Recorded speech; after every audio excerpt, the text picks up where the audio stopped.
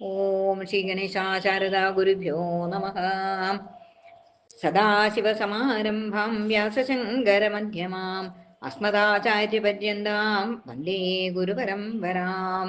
ശ്രീ ഗുരുവായൂരപ്പാ ശരണം, ശ്രീ ഗുരുവായൂരപ്പാ ശരണം, ശ്രീ ഗുരുവായൂരപ്പാ ശരണം. ശ്രീഹരിയം ഒരു നീഴനാരായണീയം, ദശകം 81, കാളിന്ത്യാദി വിവാഹവും പാരിജാതഹരണവും.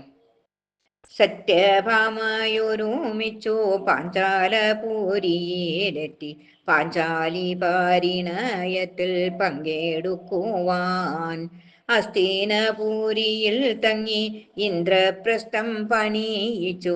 ദ്വാരകയിലേക്കു പിന്നെ മടങ്ങി കൃഷ്ണൻ. കപട സന്യാസിയായി ദ്വാരകയിൽ പാർത്തിരുന്ന കിരീടിക്കോ സുഭദ്രയെ നൽകിനാൻ കൃഷ്ണൻ. ക്രുദ്ധനായ രാമനെ കാര്യങ്ങൾ ധരിപ്പിച്ചല്ലോ. രാമനൊത്തു ഇന്ദ്രപ്രസ്ഥത്തിലേക്കു പോയി. യമുനാ നദീ തീരത്തും മൃഗയാവിനോദ നേരം കണ്ടെത്തിയ കാളിന്തിയെ വേളി കഴിച്ചു. ഖാണ്ഡവദാഹത്തിങ്കൽ നീ പാർത്ഥനു സഹായിയായി കാമിനി മിത്രവിന്ദയെ അപഹരിച്ചു. 7 കാളകളെയും നീ അനായാസം കെട്ടിയിട്ടു. 7 അഴകും നിറഞ്ഞോരാ സത്യയെ വേട്ടു.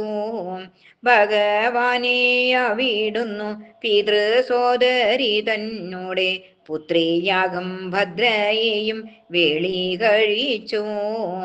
പാർത്ഥൻ പോലും തോറ്റോടിയ ലക്ഷ്യത്തെ നീ എയ്തു വീട്ടി. മദ്രരാജപുത്രി ലക്ഷ്മണയെയും വേട്ടു. പത്നിമാരെട്ടു പേരായി ഇതിനിടെ അങ്ങറിഞ്ഞു നരകാസുരൻ തന്നൂടെ ദുഷ്പ്രവർത്തികൾ. സത്യഭാമയ്ക്കൊപ്പം വേഗാൽ ഗരുഡന്റെ പുറത്തേറി ഉല്ലാസയാത്രയ്ക്കു പോകും പോരെ ഭഗവാൻ.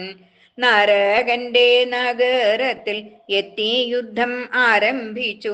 പ്രാഗ്ജ്യോതിഷപുരത്തെ നീ ശോണിതമാക്കി. പഞ്ചാസ്യനാം മൂരനെ നീ ചക്രം കൊണ്ടു നിഗ്രഹിച്ചു. നരകാസുരനുമെറ്റി വൻപടയോടെ. നരകനെ നരകത്തിൽ നിന്നും കരകയറ്റിയ നാരായണ നിന്റെ ലീല വിചിത്രം തന്നെ.